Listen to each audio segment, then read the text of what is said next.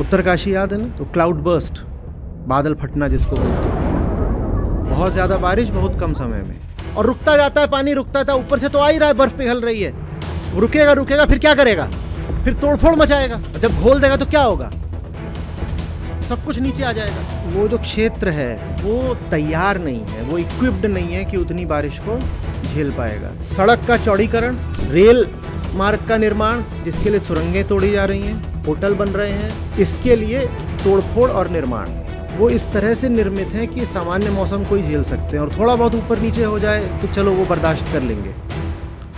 पर जब हजारों एबनॉर्मल इवेंट्स होते हैं तो नहीं झेल पाते। हिमालय पर्वत दुनिया के नए पर्वतों में से हैं, और नए मतलब ये नहीं कि 20, 40 या 100, 200 साल पुराने हैं।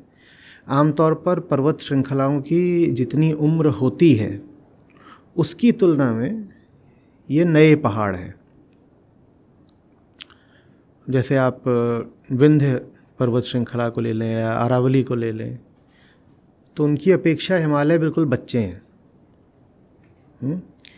और बच्चे हैं तो मतलब कि उनका विकास अभी भी चल रहा है, जैसे बच्चों का चलता है ना, छोटे बच्चे होते हैं तो बड़े होते रहते हैं, हिमालय में भी बड़े हो रहे हैं।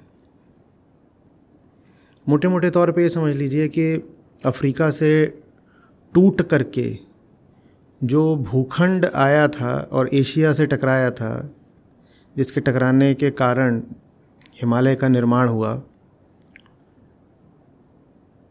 वो अभी भी टकरा ही रहा है, वो अभी भी गतिशील है। देखो ऐसे समझो, जैसे ये है, ये इधर से आगे को बढ़ता रहे तो यहाँ बीच में क्या होता रहेगा, ये हिमालय है, और ये जो तुम्हारा पूरा भूखंड है यही जम्बू द्वीप कहलाता है जिसको बोलते थे ना, तो ये वो है जो ऐसे बहते बहते आया है और एशिया से टकरा गया है। तो जो भारतीय उपमहाद्वीप है ये एशिया का एक नया ताज़ा हिस्सा है, और ये एशिया से जुड़ा हुआ है यहाँ हिमालय की सीमा के माध्यम से। तो इसीलिए हिमालय के दक्षिण में जो मामला है और हिमालय के उत्तर में जो मामला है वो इतना अलग है हर तरीके से। जलवायु की दृष्टि से, मिट्टी की दृष्टि से, सब मौसम सब बिल्कुल अलग है, ये दो अलग अलग हैं। तो लगभग 4 इंच प्रतिवर्ष की दर से अभी भी हिमालय उठ ही रहे हैं, तो वो बड़े अनस्टेबल हैं अभी, इसीलिए इतना भूस्खलन पाते हो आप, ख़ासतौर पे बरसातों में, है ना। जा रहे हो इतना बड़ा पत्थर गिर पड़ेगा, गाड़ी पे रेत चूरा गिर पड़ता है, कुछ है ऊपर से, ये इसीलिए होता है। ऊपर से क्या हुआ है, क्लाइमेट चेंज, तो उसके कारण जो नियमित किस्म का मौसम हुआ करता था वो बिल्कुल बदल गया है। सिर्फ पिछले साल में हज़ारों कह रहा हूँ ऐसी घटनाएं हुई हैं जो असामान्य हैं मौसम की दृष्टि से। अब जो मिट्टी है, जो पत्थर है, जो आपस में गुथे हुए हैं, वो इस तरह से निर्मित हैं कि सामान्य मौसम को ही झेल सकते हैं, और थोड़ा बहुत ऊपर नीचे हो जाए तो चलो वो बर्दाश्त कर लेंगे। पर जब हज़ारों एबनॉर्मल इवेंट्स होते हैं तो नहीं झेल पाते। एबनॉर्मल इवेंट्स कैसे होते हैं, हिमालय पर ज़्यादातर यही होता है कि बारिश ज़्यादा हो गई, जहाँ नहीं होनी चाहिए थी उतनी बारिश हो रही है। उत्तरकाशी याद है ना, तो क्लाउड बर्स्ट, बादल फटना जिसको बोलते हैं, वो बादल फटना क्या होता है, यही बस कि ज़्यादा बारिश हो गई, बहुत ज़्यादा बारिश बहुत कम समय में। और वो जो क्षेत्र है वो तैयार नहीं है, वो इक्विप्ड नहीं है कि उतनी बारिश को झेल पाएगा। तो पत्थर मिट्टी वो सब टूट टाट के अलग हो जाते हैं, और कुछ और ही वहाँ पर बन जाता है। और हिमालय, जैसे हमने कहा कि अभी बहुत गुथा हुआ पर्वत नहीं है, अभी वो एक ढीला पर्वत है जो अभी आकार ले ही रहा है। ऊपर से इंसान ने वहाँ डायनामाइटिंग शुरू कर दी। इंसान की ही करतूत है क्लाइमेट चेंज। इस वक्त उत्तराखंड में 200 से ज़्यादा बांधों का, डैम्स का निर्माण चल ही रहा है, और उसके अलावा सैकड़ों अन्य किस्म की तथाकथित विकास परियोजनाएं, और ये सब की सब तोड़फोड़ पर आधारित है। उसके अलावा हम रेल लेकर के जा रहे हैं, एकदम पहाड़ की छाती तक हमें रेल पहुंचा देनी है, और वो जा रही है सुरंगों के माध्यम से, टनल्स। ठीक ठीक आंकड़ा मुझे ज्ञात नहीं है, लेकिन मेरे ख्याल से 30 या 50 किलोमीटर की सुरंग खोदी जा रही हैं कुल मिला करके, कुछ ऐसा ही है। अब आप देखिए क्या क्या है। सड़क का चौड़ीकरण, राजमार्ग का, रेल मार्ग का निर्माण जिसके लिए सुरंगें तोड़ी जा रही हैं, बांध, अन्य किस्म की विकास परियोजनाएं, और प्राइवेट सेक्टर द्वारा हाउसिंग और हॉस्पिटैलिटी, इसके लिए तोड़फोड़ और निर्माण। होटल बन रहे हैं, अपार्टमेंट्स बन रहे हैं, और घर वगैरह तो बनते ही रहते हैं। इसके अलावा इन सबके सर पर क्लाइमेट चेंज, जिसके कारण अतिशय वृष्टि। तो ये हमने कुल मिलाकर के कितने कारक गिना दिए, 5 या 6। इन विषयों पर मैं कोई विशेषज्ञ नहीं हूं, मैं जियोलॉजिस्ट नहीं हूं, मैं वैज्ञानिक नहीं हूं जो मैं बिल्कुल प्रामाणिक तौर पर इस पर कह पाऊं कि ऐसा ही हुआ है। मैं भी आपसे वही कह पा रहा हूं जितना मैंने रिपोर्ट्स में पढ़ा है। लेकिन कुछ बातें हैं जिनको मैं प्रामाणिकता से कह सकता हूं, और वो यही है कि हमारी रुचि पत्थर पानी में बढ़ती ही जा रही है, बढ़ती ही जा रही है। एक बहुत मटीरियलिस्ट किस्म की धार्मिकता जड़ पकड़ती जा रही है, और उसी का प्रचार हो रहा है, और उसी को धर्म समझा जा रहा है।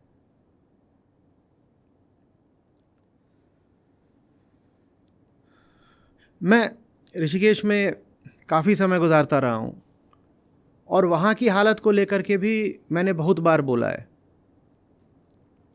आप पर्यटन बढ़ा रहे हो, आप बोलते हो विकास करना है, और उस शहर में पिछले 10 साल में ही कितनी तब्दीलियाँ आ गई हैं। ये जो किताब है हमारी आखिरी जो आई अंग्रेज़ी में, माया, तो माया की मैन्युस्क्रिप्ट वहीं ऋषिकेश से थोड़ा आगे बढ़ के शिवपुरी की ओर एक जगह पर बैठ करके मैंने फाइनल करी थी, गंगा किनारे बैठ करके। लगभग 1.5 महीना लगा करके वहीं जाता था और उसको वहीं पर एडिट करा था। और उसमें मुझे बीच बीच में बड़ी तकलीफ़ आती थी, क्योंकि मैं वहाँ बैठा हुआ हूँ और मैं एक एक अक्षर पढ़ना चाहता हूँ, जहाँ कुछ बदलना है उसको देखना चाहता हूँ। और वहाँ से वो सब ये राफ्टिंग वाले निकलते थे, और नीले नीले अंबर पे चांद जब चाहे, प्यास भड़काए हमको तरसाए, ऐसा कोई साथी हो। और वो आप यहाँ बैठे हुए हो, ठीक सामने से निकल रहे हैं और नारेबाजी कर रहे हैं और चिल्ला रहे हैं। नारेबाजी उनकी कई बार ये भी होती थी, जय गंगा मैया, जय गंगा मैया। पर ये क्या कर रहे हो? ये युद्ध घोष है, क्या है? यलगार है? किसी को मारने की तैयारी कर रहे हो? चिल्ला क्यों रहे हो इतना?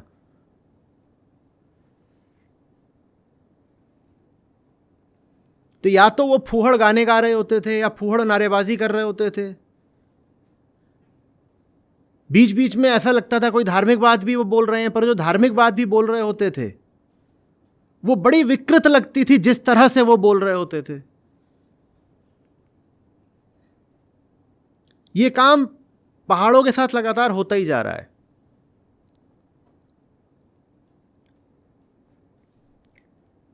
पेड़ों का कटना, एक के बाद एक वहां पर, और रिजॉर्ट्स का बनना, ये करना वो करना। कुल मिलाकर के ये है कि जीवन का उद्देश्य मुक्ति नहीं है, जीवन का उद्देश्य है पैसा कमाना। और पैसा कमाने के लिए अगर धर्म को भी बेच दो तो छोटी बात है। जो मूल बात ये थी कि धर्म के लिए भौतिकता को पीछे रख दो या भौतिकता का अधिक से अधिक प्रयोग कर लो धर्म को आगे बढ़ाने के लिए। ठीक, अभी जो नई बात चल रही है वो ये है कि भौतिकता के लिए धर्म का प्रयोग कर लो। समझिएगा, भौतिकता के लिए धर्म का इस्तेमाल कर लो। तो तीर्थ यात्रा के लिए हेलीकॉप्टर हैं और पूरे रोपवे बना दिए गए हैं। हम लोग जो अभी केदारनाथ गए थे तब वो नहीं था ना रोपवे, अब बन गया है। तब बनने की शुरुआत थी। अभी कहाँ से कहाँ तक का बना है वो? अभी बनने की शुरुआत हुई। अच्छा, बनने की शुरुआत हुई है। तो कहाँ से कहाँ तक जाएगा? गौरीकुंड से पूरा ऊपर तक। तो जा ही क्यों रहे हो वहाँ? उड़न खटोले पर बैठ करके वहाँ जाओगे महादेव के पास, उनके सर के ऊपर से उड़ के आओगे। तीर्थ वहां स्थापित किया गया था, किसी वजह से स्थापित किया गया था ना, कि जा सकते हो अगर तो पैरों पर चल के जाओ। तो पहली हमने बेईमानी यह करी कि घोड़े और खच्चर लगा दिए। उसके बारे में मैंने बोला है कि भाई घोड़ों को क्यों तीर्थ यात्रा करा रहे हो? उनकी जान काहे लिए ले रहे हो? उन्होंने कब कहा है? वो तो पशुपति के वैसे ही प्रिय हैं सारे पशु। उन्हें ये करना ही नहीं है कि दिन में 3 बार ऊपर 3 बार नीचे तुम उनको मारे डाल रहे हो, लाशें पड़ी रहती हैं। फिर ये हो गया कि हेलीकॉप्टर आएगा वहां पर, तो हेलीकॉप्टर से चल रहा है कार्यक्रम। और अब ये उड़न खटोला जाया करेगा वहां पर। हम कह रहे हैं विकास हो रहा है। देखिए साहब, हम कोई छोटे लोग नहीं हैं, हमारे तीर्थ भी किसी से कम नहीं है। खासतौर पर विदेशियों के जैसे तीर्थ होते हैं, हम उनसे कम नहीं है। तो भीतर एक अजब हीन भावना बैठी हुई है, एक प्रतिस्पर्धा की भावना बैठी हुई है, वो भी पूरी तरह भौतिक। उस भावना में श्रद्धा कहीं नहीं है। उस भावना में जो पूज्य है, जो आराध्य है, उसके प्रति प्रेम कहीं नहीं है। बस एक ठोस गंधाता सा अहंकार है। मुझे किसी से पीछे नहीं रहना है। और तुम अगर ये सब बातें हमें बता रहे हो तो औरों को क्यों नहीं बताते? मुसलमानों को बताओ, ईसाइयों को बताओ, उनको भी ये सब बातें बताओ। दूसरे अगर कुछ गलत कर रहे हैं तो हम भी बराबरी का गलत करेंगे। दूसरे अगर गिरे हुए हैं तो हम उनसे ज्यादा गिर कर दिखाएंगे। दूसरे अगर हिंसा करते हैं तो हम और ज्यादा हिंसक पशु ही बन जाएंगे। जो कहीं लिखा भी नहीं हुआ है हम उसकी अफवाह उड़ाएंगे। धर्म हिंसा तथैव च, जो कि कहीं नहीं लिखा हुआ।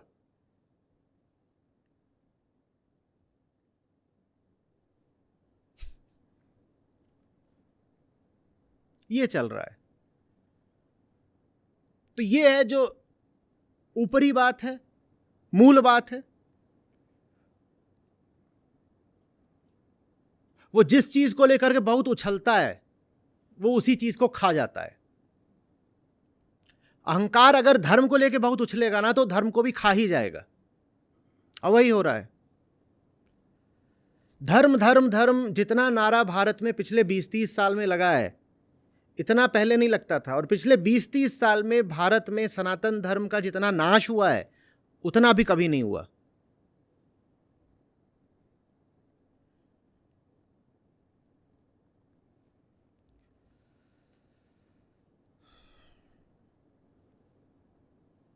हमको कौन सा धर्म चाहिए मैं बताता हूं। हमको एनआरआईज वाला धर्म चाहिए।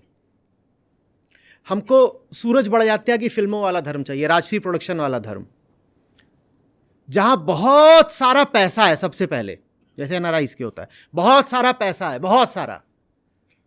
और साथ में घर में एक पूजा स्थल है जहां पर सांस्कृतिक पिताजी अपनी 2 सांस्कृतिक बेटियों और 2 सांस्कृतिक पुत्रों और एक अति सांस्कृतिक पत्नी के साथ खड़े होकर के रोज सुबह कोई कर्मकांडी प्रार्थना किया करते हैं। और उसके बाद पूरा जो परिवार है वो लड्डू गुजिया खाता है और सब एक साथ नाचते हैं। जबरदस्त किस्म की शादियां होती हैं, आधी पिक्चर सिर्फ शादी पर आधारित होती है और उसमें पूरा सांस्कृतिक परिवार नाचता है। ये हमारा आज का आदर्श बन चुका है, द आइडियल हिंदू ड्रीम ये है। वहां किसी से पूछ दो, गीता के 2 शब्द पता है नहीं किसी को पता होंगे, लेकिन कोई उथले किस्म का भजन सबने रट रखा होगा। वही राजा इंद्र ने बाल्टी मंगाई,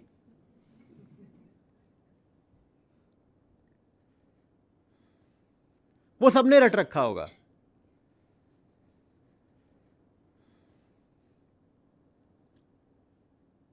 वहां किसी से पूछ दो कि अद्वैत या सांख्य या बौद्ध किसी दर्शन के बारे में तुलनात्मक कुछ टिप्पणी कर दो, वो तुम्हारा मुंह ताकेंगे। लेकिन उनसे पूछ दो तुम लोग तो बहुत धार्मिक हो ना, बोले हाँ हमें धार्मिक। लो लड्डू खाओ, शुद्ध देसी गाय के घी से बने हैं। हमारा धर्म क्या है? देसी गाय का घी।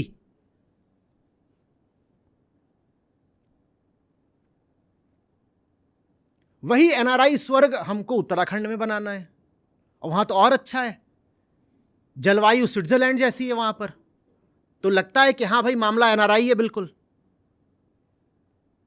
है ना। बढ़िया मलय पवन बह रही है, मंद मंद शीतल शीतल, वहां बढ़िया आलीशान कुछ खड़ा कर दो उसके सामने, यूं देखो उसको, ये देखो हिंदू हृदय सम्राट।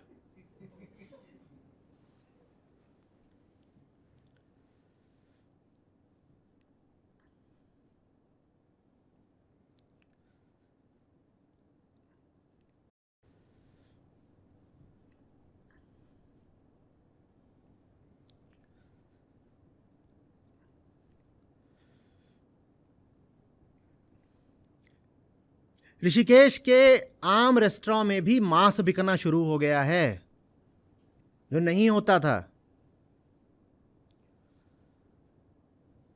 और मैंने इस मामले पर पहल भी करी है।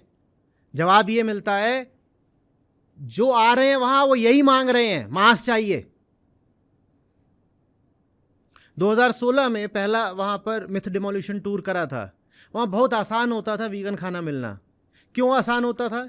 क्योंकि तब वहां विदेशी बहुत आते थे, और वहां जो विदेशी आते थे वो कहते थे टोफू दो, वो चाय कहते थे बादाम के दूध की दे दो, नारियल के दूध की दे दो, सोय की दे दो। लेकिन जानवर पर क्रूरता करके जो तुम दूध वगैरह निकालते हो ये नहीं चाहिए। 2016 में वहां अच्छा खासा वीगन माहौल था। फिर बीच में आ गया कोविड, विदेशियों ने आना कर दिया बंद, विदेशियों ने आना बंद कर दिया, और भारत में धार्मिकता और चढ़ गई। इतना गंदा कर डाला इन्होंने ऋषिकेश को, भीतरी तौर पर भी बाहरी तौर पर भी। वहां जो सफाई का स्तर है इन्होंने वो भी बहुत गिरा दिया, और बहुत उम्मीद कर रहा हूं कि अब बेहतर हो जाएगा कुछ, क्योंकि अब फिर से विदेशियों ने आना शुरू कर दिया है। वो जब आते हैं तो भारतीय भी कहते हैं साफ करो, फॉरेनर्स आ रहे हैं।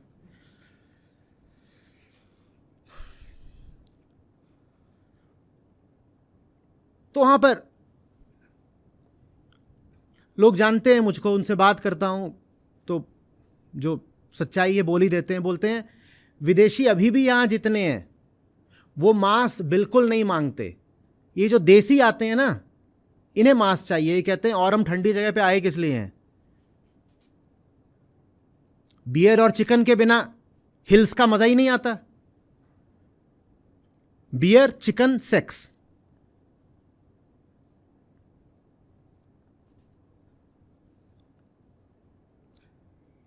वो कौन सी बीच है, इस पे बहुत जाता हूँ मैं, और वो वाला वीडियो भी बनाया था, वहाँ पर एक रिकॉर्डिंग करी थी जिसमें वो 2 लड़कियाँ आ गई थी बीच में, जहाँ पे शमशान घाट भी है। वो फूल चट्टी पर हमने अपने आरंभिक शिविर करे थे 2011-2012 के, और बहुत सारे लोगों की ज़िंदगियाँ बदली हैं फूल चट्टी पर।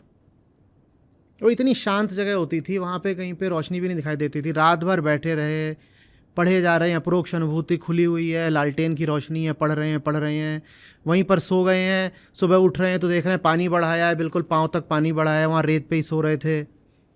और बड़े वहाँ पर अद्भुत अनुभव रहे हैं, बहुत जाना है, बहुत सीखा है। अभी हालत ये है कि आप फूल चट्टी पर नंगे पाँव चलेंगे तो लहूलुहान हो जाएंगे। बताइए क्यों? बियर की टूटली हुई बोतलें। ये हमारा विकास चल रहा है और हम बहुत प्रसन्न हैं। हाँ, इस पूरी चीज़ में ऋषिकेश की इकोनॉमी ज़रूर आगे बढ़ी होगी, क्योंकि होटलों की संख्या बढ़ गई है, राफ्टिंग ज़बरदस्त रूप से हो रही है, एडवेंचर स्पोर्ट्स चल रहे हैं, और मटन वगैरह साधारण आलू मेथी से तो महंगा ही आता है, तो उससे जीडीपी बढ़ता है।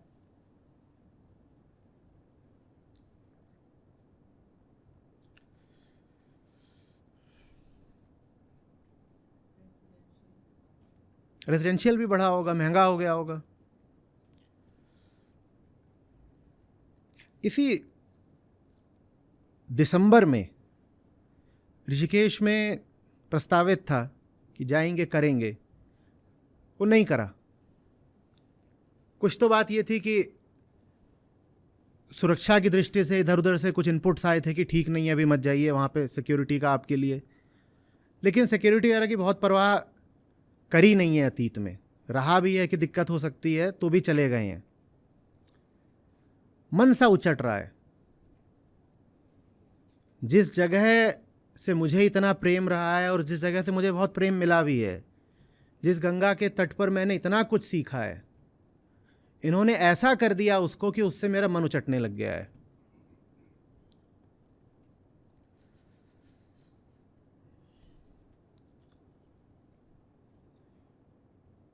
और मैं सचमुच मना रहा हूं कि वहां पर विदेशी आना, और बहुत सारे विदेशी आना शुरू करें, शायद कुछ सुधरेगा माहौल। क्योंकि वो यहां पर होटलों के लिए नहीं आते, होटल उनके पास अपने यहाँ बहुत अच्छे अच्छे हैं, वो यहाँ विकास देखने नहीं आते, उनका अपना विकास ठीक ठाक है। वो यहाँ जिस चीज़ के लिए आते हैं वो दूसरी है, और जिस चीज़ के लिए आते हैं उस चीज़ को हम खा गए।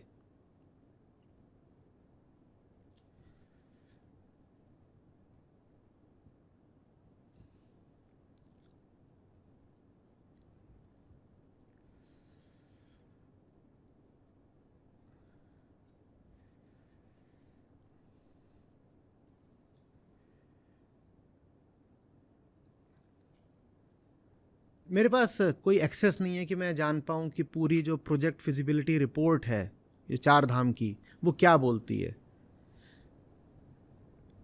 लेकिन पेड़ों का कटना, वो तो मैंने अपनी आंखों से देखा है ना।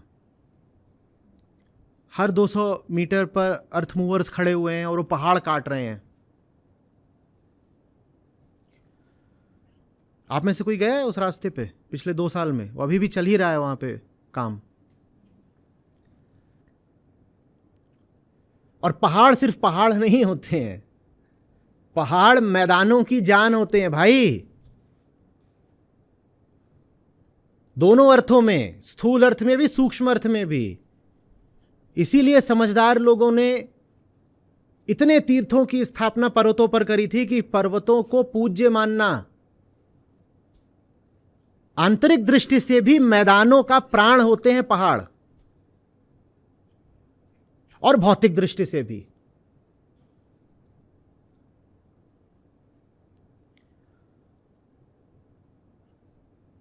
उत्तरांचल को बर्बाद करके उत्तर प्रदेश, बिहार, बंगाल बच लेंगे क्या? क्यों नहीं बचेंगे? एक छोटा सा नाम है गंगा। बाढ़, सूखा, कुछ भी, आपने गंगोत्री का जो हाल कर दिया है, उसके बाद ये आवश्यक नहीं है कि बाढ़ ही आए। जब ग्लेशियर नहीं रहेगा तो गंगा जी कहां से रहेंगी? और वो बन गया है पर्यटन स्थल, और पर्यटन का मतलब ही होता है भोगना। वहां जा किस लिए रहा हूं? पैसा वसूलने के लिए। काहे कि जाना महंगा होता है भाई, तो वहां जाएंगे तो पूरा वसूल के आएंगे, और वसूलने का मतलब ही होता है कि पर्वत का बलात्कार करके आएंगे पूरा। गवार किस्म का टूरिज्म। चिप्स के पैकेट, बिस्लरी की बोतलें,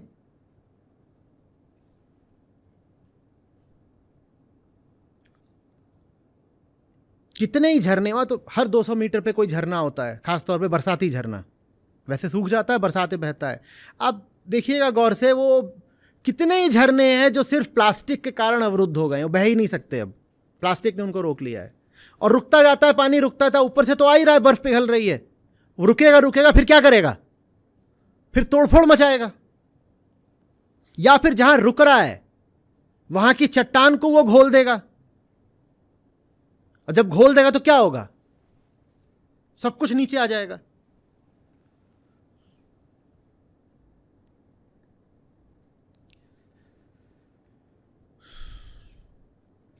सब कुछ इसलिए क्योंकि हमें अध्यात्म से कोई मतलब नहीं। हमारे लिए धर्म का मतलब है एक प्रकार की संस्कृति। धर्म के नाम पर हम एक भोगवादी संस्कृति को बढ़ा रहे हैं, बस बस बस। कल्चर, ये हमारा कल्चर है। धर्म का मतलब कल्चर कब से हो गया ये मुझे नहीं समझ में आ रहा, लेकिन हर आदमी संस्कृति की बात कर रहा है। और संस्कृति माने क्या? वही तुम्हारी सड़ी गली पिछले 100-200 साल की गरीबी की, गुलामी की, अशिक्षा की, अज्ञान की भोगवादी संस्कृति। तुम्हें धर्म का मतलब संस्कृति ही निकालना है तो चलते हैं ना, फिर ऋग्वैदिक काल में चलते हैं। तब की संस्कृति क्यों नहीं लाते? तुम्हें पिछले 100-200 साल की संस्कृति से ही क्या मतलब है? तुम कह रहे हो नहीं, बस जो 150 साल पहले चलता था संस्कृति के, संस्कृति मतलब खान पान व्यवहार, यही सब संस्कृति होता है। खान पान व्यवहार, तीज त्योहार, इनको मनाने का तरीका, ये संस्कृति। कहते हो 150 साल की जो संस्कृति थी पुरानी, वही आज भी चलानी है। 150 साल पहले तुम्हारी हालत क्या थी?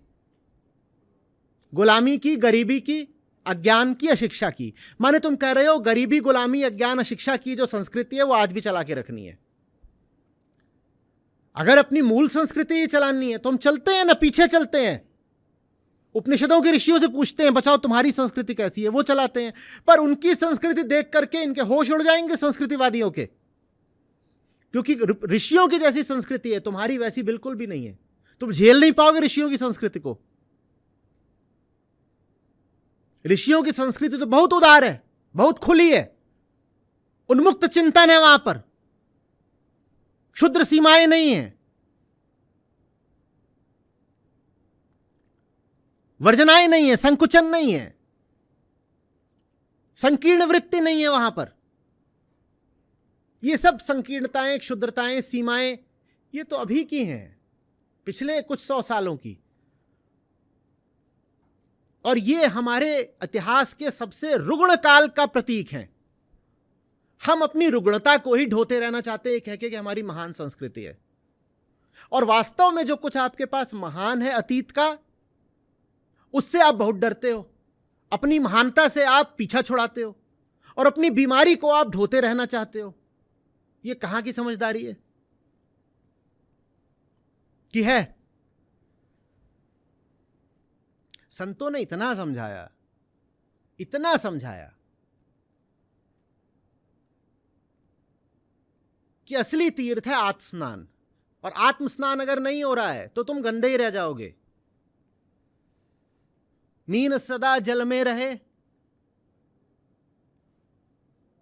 धोवे बास न जाए। तुम कितना गंगा स्नान कर लो,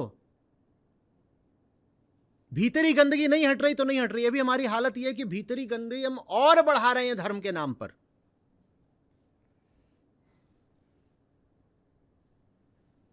और गंगा जी हमें क्या साफ करेंगी? हमने गंगा को गंदा कर दिया। और समझाने वाले कह गए क्यों पानी में मलमल नहाए, मन की मैल छुटारे प्राणी।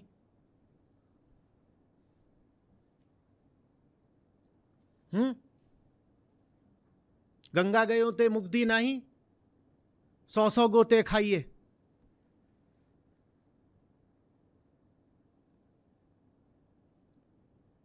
लेकिन जब मन की मैल बचा के रखनी होती है तो फिर हम गंगा को भी मैला कर देते हैं।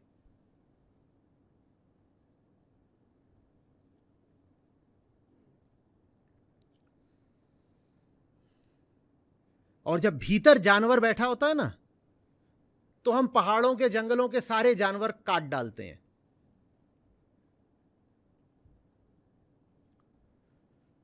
जब हम भीतर के पशु से मुक्त नहीं होते तो हम बाहर वाले जितने पशु होते हैं उनके साथ बड़ा अत्याचार करते हैं।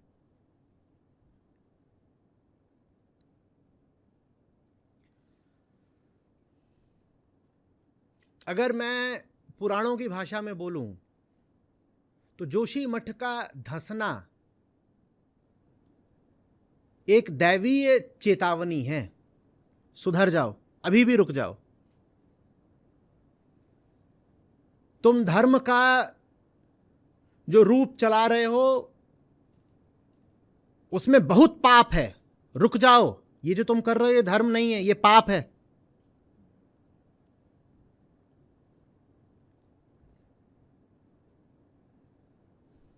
और अक्सर पाप धर्म का नाम लेकर ही किया जाता है।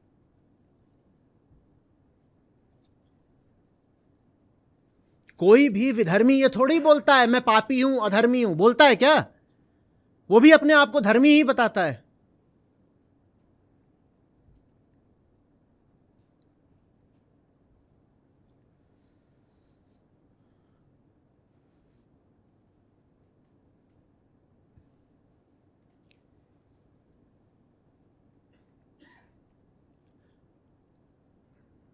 और हिमालय का जो ये पूरा क्षेत्र है,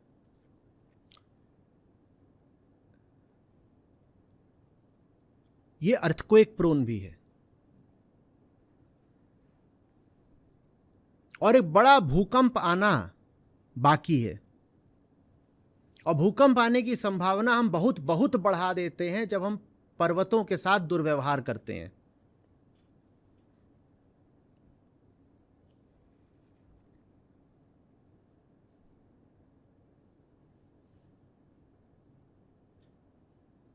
और जब पहाड़ों पर भूकंप आएगा ना तो दिल्ली बच नहीं जाएगी।